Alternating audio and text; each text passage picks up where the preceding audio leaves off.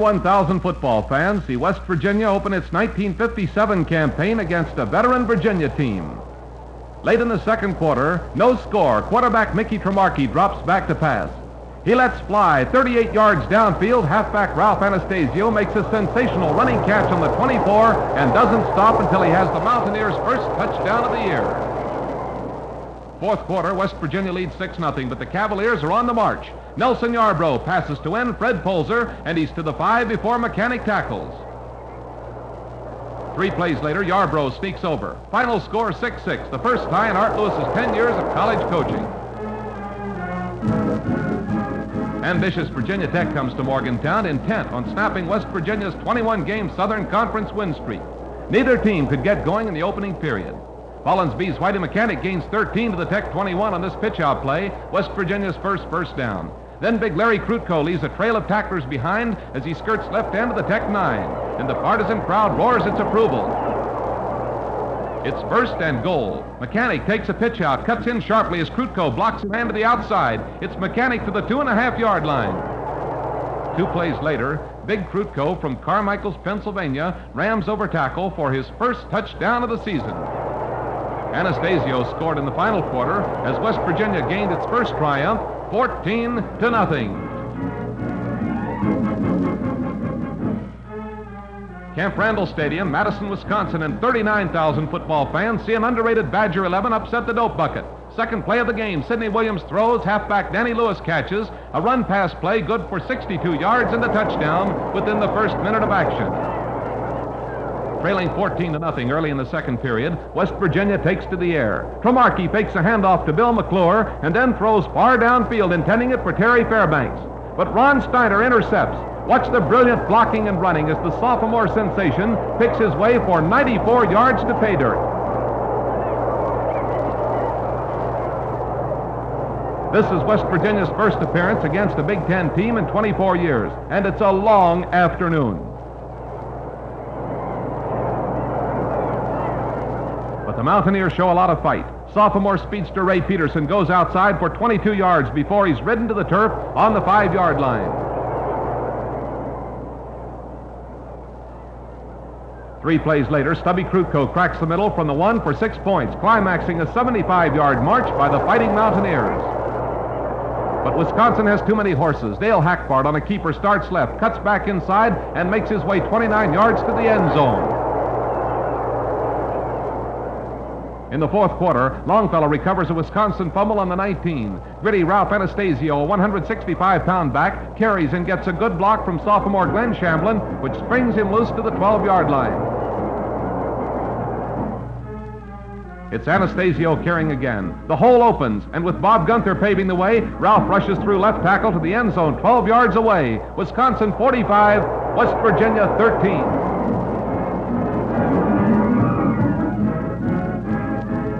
A flu and injury-riddled West Virginia team moves against Boston University. It's 6-0 WVU, and the Mountaineers are threatening again. Dick Longfellow aims a strike at sophomore Ben McComb, who carries to the 4. Sissonville's Glenn Shamblin takes it over, and West Virginia leads 13-0. Start of the second period, Len Hill passes for Boston. Bob Gunther intercepts for the Mountaineers, and then stumbles and falls. With the ball on the visitors' 45, another of West Virginia's fine sophomores, Dave Ryder of War, takes off on a 27-yard jaunt, eluding tacklers all along the way.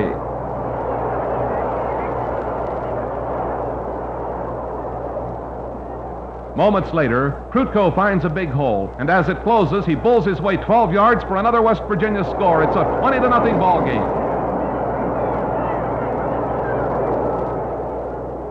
Boston U is hurting and elects to fill the air with passes, but the Mountaineer defensive forces are alert.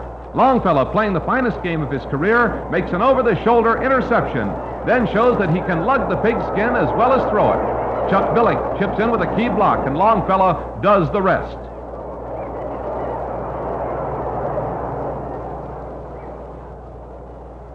With the ball on the Boston 21, Shamblin slams off left tackle, head low, knees high. He's a tough target as he races 18 yards to the 3.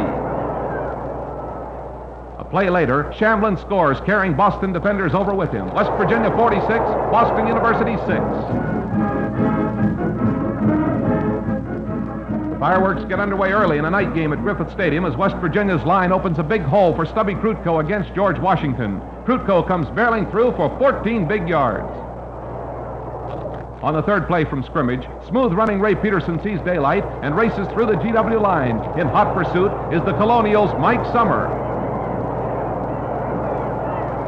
Summer tries for a last-second diving tackle, but Peterson just gets in for the tally. On the first play from scrimmage, following the kickoff, the situation is reversed. Summer takes off on a jaunt of his own, and this time it's West Virginia doing the chasing, Peterson included. It's to no avail. Summer is credited with 71 yards and 6 points. Still the first period, and GW leads 7-6. Tremarky rolls out to the left. He throws on the run. Peterson hauls it in and takes off downfield. He's finally pushed out of bounds on the Colonials' 24-yard line. 3 running plays and the penalty put the pigskin on the one where Tremarky sneaks over. Final score, West Virginia 34, GW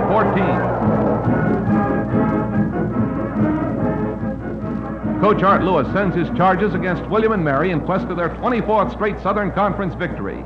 Dick Longfellow and Ray Peterson get the Mountaineers off on the right foot with a 20-yard pass play to the 12-yard line. The play following Chuck Halley's recovery of a fumble, setting up Longfellow's TD from the 2. In the third period, Mel Wright carries for 6 yards on a belly play.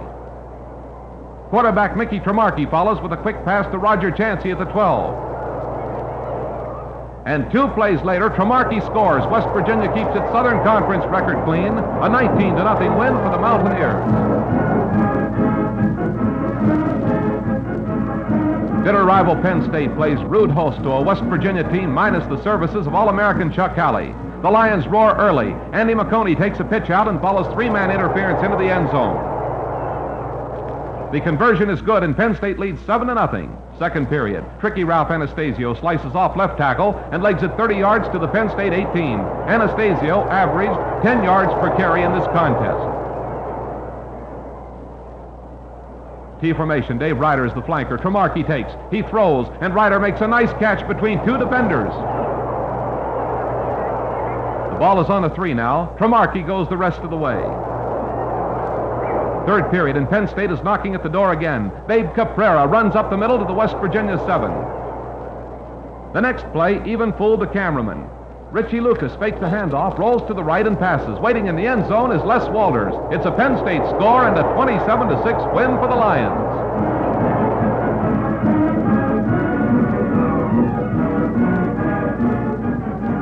With the Penn State loss fresh in their minds, the Mountaineers return to Pennsylvania a week later to meet arch-rival Pitt.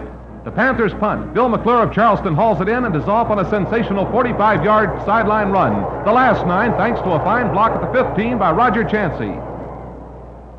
A swirling snowstorm is underway as Anastasio slants over left tackle for 2. With 3rd and 3 showing on the board, Krutko slices off left tackle for the touchdown. The storm worsens as Whitey Mechanic steps up to boot the point. It's good, and 49,000 fans set up a deafening roar as the Mountaineers take a 7-0 lead. Pitt comes rebounding back in the second quarter. Jim Theodore, on an inspiring run, hustles his way for 15 yards to the Mountaineers 17, where Peterson and Krutko team on the tackle. Fred Stark moves over left guard for 7 before Big Bill Trozo slows him down, and Tommy Doman clamps on the stopper. The Mountaineers dig in. Stark carries again. Anastasio makes the tackle at the 4. Theodore hits right tackle, gets 3, and it's 3rd and 1. The Panthers call on Stark. He rams hard into the line, but the Mountaineers hold at the 1-foot line. Bill Callahan is next. He can't get over, and it's the Mountaineers' finest hour. In the third period, Pitt nearly ties it up. With the pigskin on the 49, Ivan Tonsik drops back to pass. Bruce McClung rushes him hard, but Tonsik gets it away. And Art Gobb gets behind the secondary, takes the pass on the 18, and races to the end zone. It's now 7-6, West Virginia leading. Dick Haley is back to try for the extra point. Back it comes, up it goes. It's far enough, but wide to the left. West Virginia owns a 7-6 triumph over Pitt, the Mountaineers' 12th in the long and colorful series.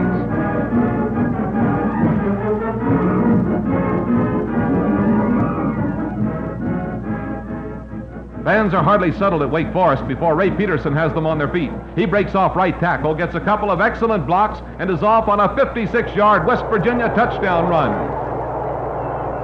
A Longfellow to McClure pass makes it 14-0 before Wake Forest comes to life. Pete Barham is almost trapped, but gets away and knifes his way to the West Virginia 1. Jim Dalrymple goes over for the Deacons score, and it's a 14-7 ball game.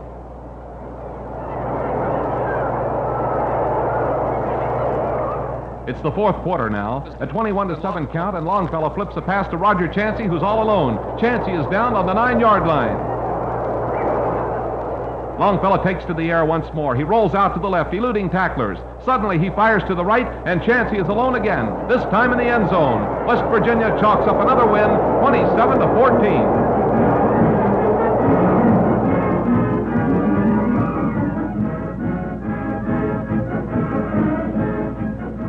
Homecoming at Morgantown, and 26,000 fans gather for the final game of the year. The Mountaineers are after their first win over Syracuse in 3 years. Ray Peterson gets the ball rolling in the second quarter with a 15-yard sprint to the Orange 20-yard line. Krutko grinds out 4 yards, then comes through with a key block on this play as Anastasio picks up 4 to put the ball on the 13. Cromartie calls on Krutko again, and he responds with an off-tackle slant, good for 7 yards.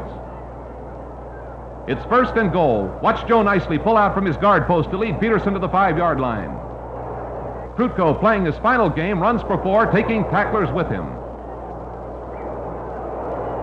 Cromartie then carries it over, and it's 6-0, and the crowd lives it up. Whitey Mechanic comes on to boot home the extra point, and West Virginia has a 7-0 lead in the second quarter. At halftime, Ira Errett Rogers, West Virginia's beloved athlete, is taken into the Football Hall of Fame. After the intermission, Syracuse goes on the march. In 12 plays, they move the ball to the 2. Peterson stops Gerhard Swatus. On the next play, Swatus carries. Doman hits hard. Swatus fumbles, and Peterson recovers. The Syracuse threat is ended. West Virginia wins 7-0. A great victory and a fine 7-2-1 season's record for the Mountaineers.